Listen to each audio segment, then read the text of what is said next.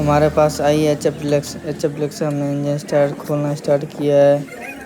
इधर से पाना का खोलना स्टार्ट किया है। दोनों भाई ने मिलकर हमने इंजन को खोलने का प्रयास किया। खोलते खोलते हमारा काम सक्सेसफुल हुआ। हमने आगे की टिक निकाल दी है इंजन की, मेन हेड की।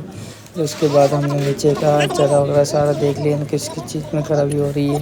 उसके बाद देख सकते हो हमने ये चेक कर लिया है कि इसमें ख़राबी है, ये ख़राब है बिल्कुल, ये नया डलेगा। उसके बाद इंजन की बारी है कि मेन इंजन खोला जा रहा है। हम दोनों भाइयों ने मदद से हमने निकाल लिया इंजन को, साइड में रख लिया।